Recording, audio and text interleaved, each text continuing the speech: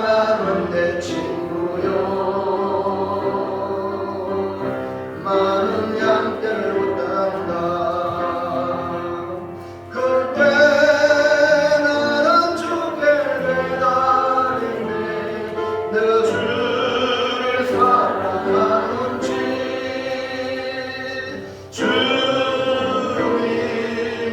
주님께서 아십니다 주님께서 내 마음 아시니 하나님 오늘 사랑하는 주의 백성들이 주의 전에 모였고 말씀 앞에 있나이다. 우리 주님이 친히 말씀하시고 성령으로 깨닫게 하여 주셔서 이 험한 세상 살아가는 일에 천성을 향하여 나아가는 일에 거침이 없게 하시고 모든 난관을 극복하며 주의 손잡고 믿음의 길을 걸어가는 사랑하는 주의 모든 성도들에게 역사해 주시옵소서. 이름을 붙잡으시고 또 성령께서 각 신령들에게 은혜 베풀어 주시어서 주의 말씀이 깨달아지는 복을 받게 하옵소서. 시종을 주님께 부탁하며 예수님의 이름으로 기도하옵나이다. 아멘. 옆 사람 축복합시다. 말씀으로 은혜 받읍시다. 말씀을 크게 사랑합시다. 네, 한경직 목사님은 성경을 밤송이와 같다라고 비유했습니다. 밤송이 잘 아시죠? 그 껍데기가 가시가 팍 차 있습니다. 그러나 그 가시를 바르고 비비든지 어떻게 도구를 사용하든지 치고 나면 껍질이 딱딱한 껍질이 있고 그 다음에 그 한꺼풀 내치는 쭈글쭈글한 그 속 껍데기가 있습니다. 이것을 잘 벗겨나가면은 정말 밤 알맹이가 나오죠. 오늘 성경 말씀도 동일합니다. 마태복음 예를 들자면 제일 처음에 1장에 낳고 뭔 말인지 나타가 나타나는구나 해서 성경을 듣는 경우가 있지만 조금만 더 나가면 마태복음 5장, 6장, 7장 지난번에 여러분에게 설교했지만 이 상상 복음의 말씀을 읽으면 세상의 다른 어떤 종교의 경전보다 감탄할 말씀이 나옵니다. 이렇게 성경은 위대한 교훈이 있다는 것을 알 때에 감탄하게 됩니다. 그러다가 로마서를 중심으로 서신을 읽어나가면 그리고 기독교의 모든 위대한 철학과 신학이 이런 거구나. 그리고 마지막 요한계시록을 읽으면 이 세상의 마지막이 어떻게 되는가라고 알게 되면서 성경은 과연 위대하다. 오늘 신앙생활하면서 가장 중요한 것이 뭐냐? 하나님의 말씀인데 우리가 하나님의 말씀을 어떻게 대해야 하는지를 본문을 통해서 발견하고 신앙생활의 기쁨을 누리는 귀한 성도들 다 되시기를 바랍니다. 그래서 말씀의 제목을 한번 다같이 읽어볼까요? 시작! 내가 사랑하는 말씀. 자, 첫 번째 내가 사랑하는 말씀 시작! 시인은 주의 말씀을 어떻게 알고 있습니까? 네, 우리 신앙생활에 복을 받고 신앙생활에 승리하려면 하나님의 말씀을 어떻게 대하는가에 따라서 차이가 나는데요. 우리가 사람을 대할 때나 환경을 대할 때에 어떤 자세로 대하느냐에 따라서 우리의 향망이 갈라집니다. 무엇보다 우리 성도들은요, 날마다 하나님을 대하는 성도입니다. 하나님을 마주하는 예배에 우리가 어떻게 대하느냐에 따라 우리 신앙생활이 성숙되기도 하고 제자리 걸음 되기도 합니다. 하나님을 대한다는 것은 하나님의 말씀을 대한다는 것을 말씀합니다. 말씀이 곧 하나님이시기 때문에 그렇습니다. 요한복음 1장 1절 시작! 태초에 말씀이 계시니라. 이 말씀이 하나님과 함께 계셨더니 이 말씀은 곧 하나님이시니라. 본문의 시인은 하나님의 말씀을 주의 법이라 이렇게 말씀했어요. 주의 법이 곧 하나님의 말씀을 말하는 겁니다. 시인은 이렇게 하나님의 말씀을 어떻게 대하고 있습니까? 시편 본문 97절 시작. 내가 주의 법을 어찌 그리 사랑하는지요. 내가 그것을 종일 작은 소리로 읊조리나이다. 이 시인은 하나님 말씀을 사랑의 대상으로 보았습니다. 오늘 여러분은 지금 무엇을 사랑합니까? 오늘 이 시인처럼 하나님 말씀을 사랑하는 귀한 성도들 되시기를 축원합니다. 우리가 하나님을 어떻게 대해야 하느냐? 하나님을 사랑함으로 대해야 된다. 물론 이전에는요 우리 하나님 두려움의 하나님이었어요. 그렇지만 주님의 은혜로 제사함 받고 하나님의 자녀가 되었으니까 자녀가 부모를 대할 때에 여러분 아무런 꺼리낌 없이 그렇게 대하는 것 같이 하나님을 사랑함으로 대하는 것이 성도입니다. 하나님을 사랑함으로 예배를 드리고 하나님을 사랑함으로 충성봉사하고 하나님을 사랑함으로 섬기고 하나님을 사랑함으로 살아가는 것이 바로 신앙생활인 것입니다. 시인은 하나님의 말씀을 사랑하되 어찌 그리 사랑하는지요? 라고 감탄을 했습니다. 의무적으로 사랑하는 것이 아닙니다. 하나님의 말씀을 감격적으로 감탄하면서 사랑한다고 고백합니다. 위대한 믿음의 선진들의 공통점은 모두 다 하나님을 사랑했다. 오늘 우리 고백합시다. 따라합시다. 주여, 사랑합니다. 하나님, 아버지, 정말 사랑합니다. 아멘입니까? 네, 이런 사랑의 고백을 하나님 들으실 때에 너무너무 기뻐하세요. 오늘 예배 드릴 때는 신앙 고백 드렸잖아요. 신앙 고백을 넘어서 사랑의 고백을 하는 성도의 신앙생활 되기를 주의 이름으로 축원합니다. 하나님을 사랑하는 것이 뭐냐? 저 사람 은혜 받았다. 그러니까 하나님을 사랑하는 것이 뭡니까? 은혜 받은 증거다. 다윗도 하나님을 사랑했거든요. 자, 시편 18편 1절 시작. 나의 힘이신 여호와여 내가 주를 사랑하나이다. 그러니까 위대한 이 다윗, 하나님을 사랑한 이 다윗이 받은 복은 이루 말할 수가 없는 엄청난 복입니다. 육신적으로는요 다윗 왕국을 이루는 그리고 자자손손 왕을 이어갔고, 영적으로는 다윗의 후손인 만왕의 왕이신 예수 그리스도가 오신 것입니다. 그리고 이 세상에서 가장 복을 받은 사람이 누구냐라고 이렇게 조사를 해보니까 신자나 불신자 간에 뽑은 인물이 바로 다윗이었습니다. 그러니까 다윗이 이렇게 복을 받은 것은 그가 하나님을 향한 사랑을 일편단심 민들레같이 하나님을 사랑했다는 거예요. 오늘 여러분은 하나님을 사랑하십니까? 정말입니까? 그렇다면 하나님을 사랑하는 징표가 뭐냐? 징표가 오늘 이 시인이 하나님 말씀을 어떻게 대하느냐에 따라 그 사랑의 정도가 달라진다. 시인은 그래서요 내가 주의 법을 어찌 그리 사랑하는지요. 이 안에 하나님을 사랑하는 징표인 하나님 말씀을 사랑하기로 작정하기를 축원합니다. 둘째 볼까요? 둘째 시작. 시인은 주의 말씀에 대한 사랑을 어떻게 표현합니까? 어찌 그리 사랑하는지요? 라고 고백을 했어요. 그러나 그 사랑의 고백이 실제적으로 나타나야 돼요. 사랑을 어떻게 아무리 사랑한다 해도 표현하지 않으면 안 되잖아요. 이 시인은 어떻게 표현했느냐? 어찌 그리 사랑하는지요? 라고 말로만 끝난 게 아니라 그 사랑의 표현이 97절에 다시 한번 볼까요? 시작. 내가 주의 법을 어찌 그리 사랑하는지요? 내가 그것을 종일 작은 소리로 읊조리나이다. 이 시인은 주의 말씀을 사랑하는 증거로 주의 말씀을 종일 작은 소리로 읊조린다. 여기 읊조린다라는 말은 묵상한다는 말이에요.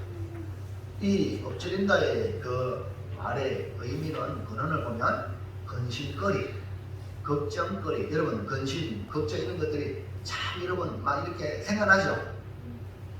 그와 같이 엎드린다는 것은 주의 말씀이 계속 생각나는 거예요.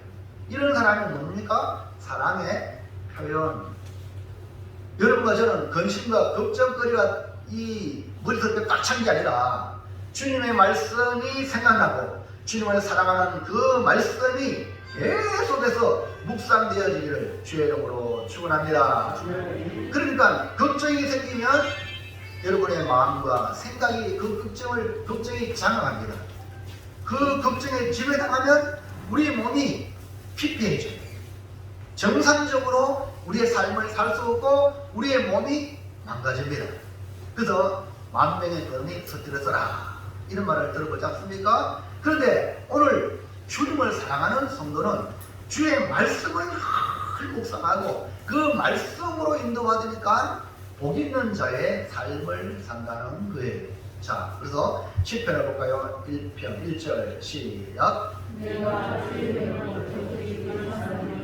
넘어가세요. 시작. 복 있는 사람은 악인들의 길을 따르지 아니하며 죄인들의 길에 서지 아니하며 오만한 자들의 자리에 앉지 아니하고 오직 여호와의 율법을 즐거워하여 그의 율법을 주야로 묵상하는도다. 그는 시냇가에 심은 나무가 철을 따라 열매를 맺으며 그 잎사귀가 마르지 아니함 같으니 그가 하는 모든 일이 다 형통하리로다. 이게 뭐라고 말씀했습니까? 이 복 있는 사람은 오직 여호와의 말씀을 즐거워하여 그 말씀을 묵상하는 자. 그러니까 철을 따라 열매를 맺고 그가 하는 모든 일이 형통한. 그래서 시냇가에 심은 나무 같다. 시냇가에 심은 나무. 시냇가에 심은 나무 하니까요. 창세기 3장에 나오는 에덴 동산에 이 생명나무가 있습니다. 하나님은 생명나무를 따먹기를 원하는데 이 인생은 선악과를 따먹고 죽음으로 달려가는 인생이 되었죠. 그래서 그 에덴 동산에서 추방당했지만 생명나무로 이 땅에 오신 예수님을 통하여 이 복음의 말씀을 통하여 그 말씀을 통하여 영생을 얻게 하시는 하나님의 놀라운 계획으로 오늘 저와 여러분이 예수님 믿은 줄로 믿습니다. 우리는 영생을 받을 줄로 믿습니다. 말씀이 육신이 되어 우리 가운데 오신 예수님은 우리에게 생명을 주시고 더 풍성히 주시기 위하여 받아먹으라 하고 살과 피를 우리에게 주신 겁니다. 말씀으로 오신 예수님을 받아들이는 것이 뭐냐? 형통으로 가는 길이다. 요한계시록 22장에 보면요, 장차 하늘에 예루살렘이 내려오는데 수정같이 맑은 시냇 이 생명수 강이 흐릅니다. 그 좌우에 강 좌우에 이 생명나무가 주렁주렁 있는데 이 나무가 12가지 실과를 맺고 그 잎사귀가 온 인류를 치료한다고 말씀하고 있어요. 그렇다면 주의 말씀으로 영생을 얻는 성도는 바로 이 땅에서도 하늘의 생명나무의 열매를 미리 맛볼 수가 있는데 그것이 뭐냐? 오늘 여러분이 가지고 있는 성경 말씀, 하나님의 말씀인 줄로 믿으시기를 바랍니다. 그러니까 주의 말씀을 사랑함으로 말씀을 묵상하면 우리의 삶이 풍성해진다. 풍성한 생명을 누리는 길이다. 형통한 삶의 길이다. 라는 말씀이죠. 그러면 어떻게 하는 것이 말씀을 묵상하는 길입니까? 예수님은요, 조용한 시간을 가졌어요. 하나님의 아들 예수님은 하나님 아버지와 영적인 관계를 맺기 위하여 아침 일찍 일어나 새벽을 이용하셨어요.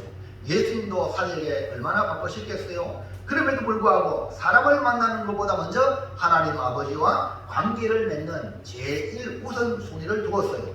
바쁘다고 시간이 없다고 하나님 만나는 것 만나지 않는다면 우리 인생에 엄청난 손해가 있습니다. 여러분 이런 말 들어보죠. 공사다망. 너무 바쁘다. 그 바쁘다는 뜻을 가진 이 망자는요, 한문으로 풀어보니까 망신과 망할 망자다. 그러니까 너무 바쁘면 마음이 무너지는 거예요. 마음이 망가지는 거예요. 그 마음이 망가지면 여러분 잘 아시잖아요. 우리 육체에 망가지는 것은 시간 문제예요. 그러므로 성도는 바쁜 중에도 항상 하나님과의 만나는 이 조용한 시간을 가지고 하나님 말씀을 읽고 묵상하는 시간이 필요하다. 예수님은 하나님의 일에 바쁠수록 조용한 시간과 장소를 찾으셨습니다. 시인은 주의 말씀을 사랑함으로 주의 말씀을 종일 작은 소리로 읊조린다, 묵상한다고 했습니다. 성경을 읽거나 쓰는 것, 음식을 입안에 넣는 거는 마찬가지예요. 그 다음에 그것을 잘잘잘 씹는 게 뭐냐? 묵상하는 거예요. 아무리 음식을 입안에 많이 넣어도 씹지 않으면 그것이 우리 몸에 소화가 되게 어렵습니다. 여러분 소 알죠? 소가 이 위가 4개라 그래요. 소는 부지런히 영혼을 먹습니다. 나중에 보니까 앉아서 서서 뭐를 참 입안을 막 이렇게 하는 이게 뭐라 그래요? 대세경제. 바로 우리 묵상하는 게 바로 하나님 말씀을 읽고 듣고 쓰고 이렇게 하다가 그것을 우리가 생활 속에서 큰 말씀을 이제 묵상하는 것이 바로 대세김질 하는 것과 같다라는 말씀이에요. 그러므로 우리 영적 생활에 유익하려면 들은 말씀, 읽은 말씀, 쓴 말씀이 여러분에게 생각이 나가요. 그것이 여러분을 지배해야 돼요. 그냥 근심, 걱정이 지배하는 게 아니라 말씀이 지배해가요. 그 말씀을 계속 대세김질하면 여러분 밥 드시고요. 밥 드시면 우리 의사 선생님이 이렇게 하잖아요. 저도 밥을 먹자마자 삼키고 내가 가면 먹자마자 막 그냥 배로 들어가는 거예요. 그러면요 위가 많이 타이면 입안에서 작은 씹어라. 그러면 그 입안에서 그 엄청난 침을 통해서 우리 몸에 유익한 일을 만들어낸다. 위장의 부담도 줄이고 여러분 부지런히 대세경제하시기를 바랍니다. 그러면 하는 일이 형통하다. 여러분 다 형통을 원하잖아요. 그런데 성경은 말씀을 묵상하면 형통하다 이렇게 약속해 주고 있잖아요. 자, 3번째 시작. 주의 말씀을 묵상할 수밖에 없는 이유가 아니 진짜 주의 말씀을 사랑할 수밖에 없는 이유, 종일토록 말씀을 묵상할 수밖에 없는 이유가 뭐냐? 103절의 말씀이죠. 시인은 주의 말씀을 어찌 그리 사랑하는지요? 라고 말로 표현할 수 없는 항울감에 사로잡혔어요.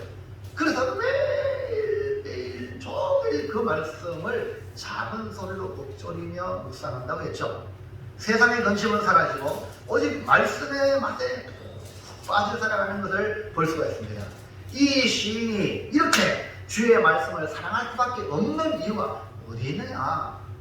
자, 10편, 19편을 볼까요? 9절, 10절 시작. 여호와를 경외하는 도는 정결하여 영혼까지 이르고 여호와의 법도 진실하여 다 이루니 검, 많은 순금보다 더 상할 것이며 꿀과 송이꿀보다 더 달다.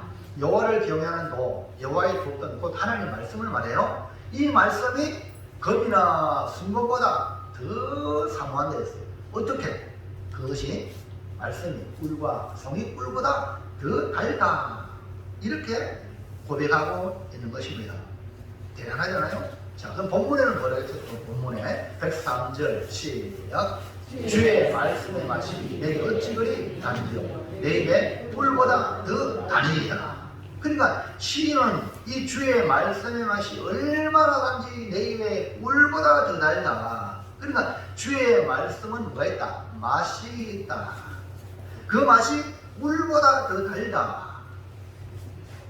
왜 여기서 주의 말씀의 맛을 꿀보다 더 달다고 했을까요?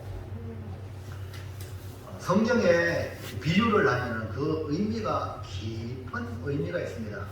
인류는 꿀을 얻기 위하여 약 3,500년 전부터 벌을 길렀다고 합니다. 그런데 이 꿀을 얻는 것은 보통 힘든 일이 아닙니다. 벌 한 마리가 평생 죽을 때까지 꿀을 0.1g 정도밖에 모으지 못한답니다. 그러니까 꿀 1g 얻기 위해서는요 수십 마리의 벌이 45,000여 꽃을 찾아다니며 그 꽃을 찾기 위하여 9만 킬로미터를 비행해야 합니다. 또한 이 벌은요 아무 꽃이나 가서 꿀을 채집하지 않습니다. 본능적으로 비두가 있는 꽃은 피하고 독성이 있는 것 피하고 오직 아름다운 태양에서 자란 꽃에만 가서 꿀을 채집합니다. 이렇게 벌들이 공을 들여 만드는 꿀이기 때문에 진짜 꿀, 어디 가짜 꿀 많잖아요. 그러나 진짜 꿀은 다양한 영양소가 있어요. 그래서 그 꿀에 많은 것 중 하나가 피로 회복에 좋은 양질의 포도당과 가당이 있는데 같은 단맛을 내지만 설탕과는 하늘과 땅 차이. 그러니까 이 꿀은 장내에 이 꿀 속에 들어가는 유익균, 무익균이 아니라 유익균을 번식시키는 거예요. 그리고 단백질과 비타민C, 다양한 미네랄과 아미노산이 있고 심지어는 효소까지 풍부하여 이 꿀은 완전 식품이다. 그럼 꿀 많이 드시길 바랍니다. 이렇게 맛뿐 아니라 영양학적으로 몸에 좋은 꿀이기 때문에 사람들은 예로부터 꿀을 귀하게 취급했죠. 그런데 성경은 이 말씀을 이 꿀보다 더 달고 좋다라고 말하는 거죠. 꿀이 단순히 달기만 한 것이 아니라 몸에 좋은 영양소가 가득하듯이 말씀은 거기에 듣기에 좋은 것만 아니라 영을 살리고 우리의 삶을 변화시키는 완전한 진리임을 믿고 여러분 말씀을 묵상하시기를 주의 이름으로 축복합니다. 유대인들은요 자녀 교육을 특별하게 시킵니다. 이 유대인들은 율법 교육을요 자녀들에게 탁월하게 시키는데 한마디로 말하면 감탄을 자아냅니다. 어떤 분에는요 이 토라는 하나님의 말씀이에요. 율법인데 여기다가 어린아이가 엉금엉금 길 때에 이 토라에다가 꿀을 발라라. 아이들은 전부 다 손에 어디 갑니까? 입으로 가잖아요. 그러니까 이 토라가 만지고 입으로 가면 야 이게 꿀이다 꿀. 그러니까 하나님 말씀을 꿀보다 더 달다라는 것을 어릴 때부터 정말 엉금엉금 질 때부터 느끼게 만들어주고요. 그 다음에요 이 아이가 율법 말씀을 좋아하고 매일 묵상하도록 이제 유치원에 갑니다. 아이가 유치원에 가면 아버지가 함께 유치원에 간답니다. 그래서 유치원의 첫 수업은 제일 먼저 히브리 알파벳을 쓰고 그 위에다가 뭘 바른다고요? 꿀을 바른다. 그리고 그 꿀을 발라먹게 한 이 아버지는 자녀에게 이렇게 가르칩니다. 아들아, 하나님의 말씀인 이 성경은 매일 송이꿀보다 더 달게 먹을 때 네게 복이 되고 생명이 되지만 그렇지 않으면 저주와 사망이 올 것이다. 꼭 두 가지로 말해요. 생명이 오고 복만 된다 이게 아니라 바로 저주와 사망이 온다. 이 성경 구약의 교훈이거든요. 이걸 먹으면 생명나무 먹으면 생명을 살고 설악갈 먹으면 죽는다. 오늘 여러분과 제가 항상 두 가지. 천국 아니면 뭐예요? 그 여러분 어디 가야 됩니까? 우리의 목표는 천국이라는 거죠. 이렇게 아이들을 교육을 시켜서 이 하나님의 말씀이 꿀보다 더 귀한 영양, 영의 양식이라는 것을 가르친다는 거죠. 개인의 희망은 주의 말씀이 꿀보다 더 달라고 느끼는 순간 그 개인은 놀라운 미래로 인도받게 되는 것입니다. 우리 교회가 희망으로 나아가려면 주의 말씀을 가까이 대하는 성도들이 많아질 때에 우리 교회는 양질의 교회가 될 것입니다. 일본의 대표적인 교육자이자 교회 사회사학가로 알려진 도모다카 시모지라는 사람이 있었는데 이 사람은 원래 한때는 사형수였습니다. 사형수였던 이 시모지가 하나님을 알게 되고 거듭난 자로서 살 수 있게 된 데에는 그가 사형수 시절 북해도 단강촌에서 감동적인 사연이 있었습니다. 매선 추위와 혹독한 환경 탓에 북해도 단강촌에서 선뜻 일을 하는 사람이 아무도 없었습니다.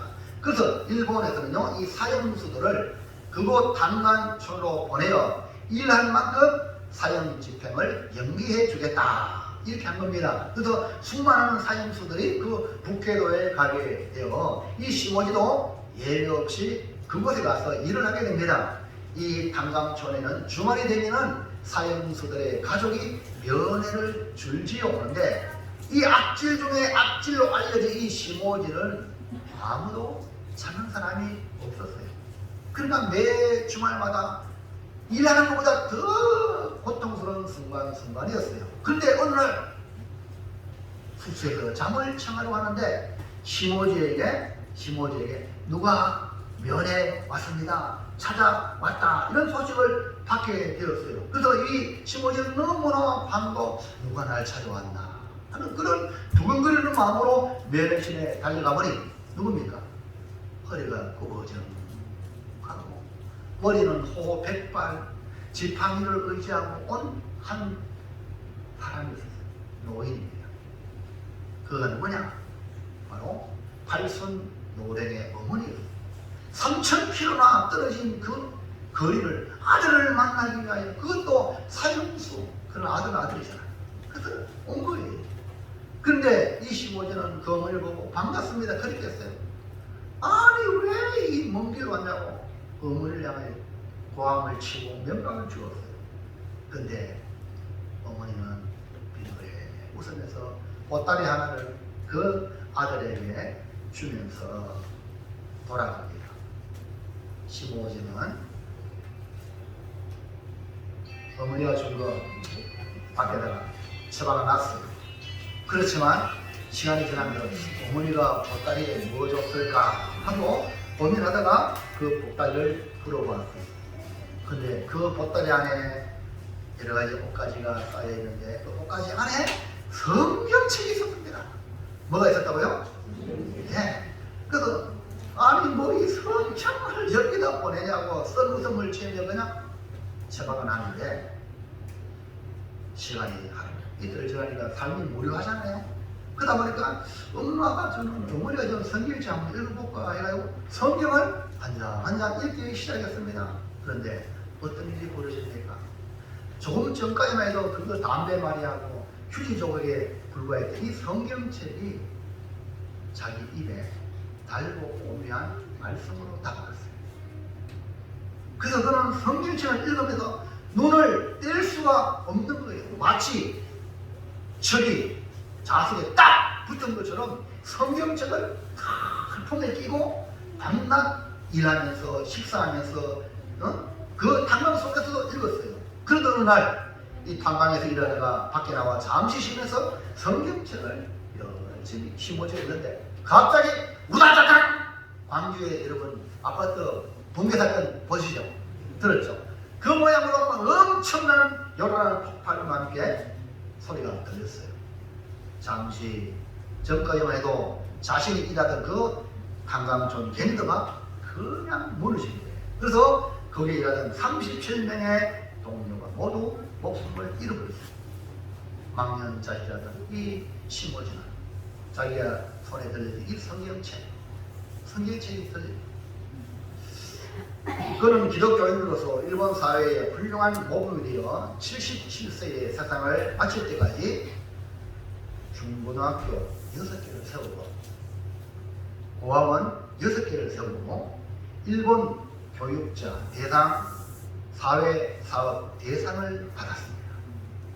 그는 하나님께서 자신을 살려주셨다는 이 사실에 출소하여 나는 평생 빚진 자로서 이웃을 돕고 사랑을 실천하는 일을 하겠다고 다시는 거예요.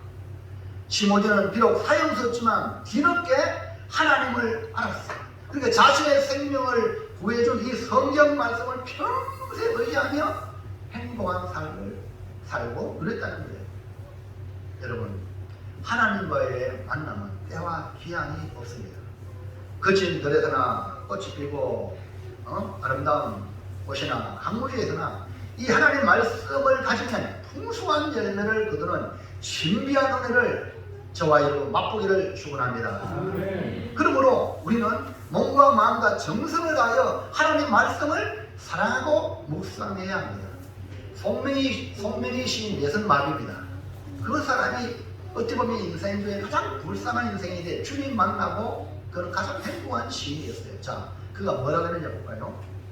읽어보겠습니다. 시작. 하나님의 말씀은 나에게 말할 수 없는 비밀과 아름다운 보석과 내 마음의 숨겨진 기쁨이 되는 것이다. 주님을 사모하고 주님의 말씀과 은혜를 맛보는 사람이 가장 복된 사람이다. 예선마비가 고백한 나는 행복하다는 이 고백, 공평하신 하나님이라고 그가 노래했어요. 누가 봐도 불공평한 그런 인생으로 태어나는데 공평하신 하나님이 난 남이 가진 건 없지만 그런 주님을 가진 거예요. 사랑하는 성도 여러분, 이 한 해를 무엇으로 시작하려 합니까? 영적 예배를 드리는 성도가 되기 위해서는 무엇보다 하나님 말씀을 분별하는, 지난주 수요일도 말씀드렸잖아요. 하나님의 뜻을 분별하는 것이 필요해요. 그것이 어디에 있습니까? 계시의 말씀 성경에 있습니다. 그래서 여호수아 1장을 보겠습니다. 시작. 오직 강하고 극히 하여 나의 종 모세가 네게 명령한 그 율법을 다 지키게 하고 물어나 자로나 치우치지 말라. 그리하면 어디로 가든지 형통하리니. 저것이 바로 십계명이죠. 그 다음에 8절 시작. 이 율법책을 내 입에서 떠나지 말게 하며 주야로 그것을 묵상하여 그 안에 기록된 대로 다 지키게 하라. 그리하면 내 길이 평탄하게 될 것이며 내가 형통하리라. 그래도 하나님은 우리가 주의 백성이 복받고 평탄하고 형통하게 되는 비법을 알려주셨어요. 그것은 다른 게 아니라 하나님의 말씀을 순종하고 실천하는 거예요. 그러니까 말씀을 사모함으로 순종하고 실천하고 이것이 영적으로 성숙하고 복을 받는 길이라는 겁니다. 우리를 세워주시고 복 주시는 말씀을 붙잡고 영의 양식인 이 말씀을 매일매일 읽고 또 묵상하고 살아가는 우리 모두가 되시기를 주의 이름으로 축원합니다. 이제 결단합니다. 결단. 시작. 내가 사랑하는 말씀, 내가 주의 말씀을 어찌 그리 사랑하는지요. 주의 말씀을 종일 묵상하며 주의 말씀의 맛을 알아 하나님이 주시는 모든 복을 나누는 삶을 살겠습니다. 이 한 해 말씀에 푹 빠지는 이 고매교회 모든 성도들 되시기를 축원합니다. 기도하겠습니다. 하나님 감사합니다. 이 한 해를 시작하면서 하나님 말씀으로 시작하라고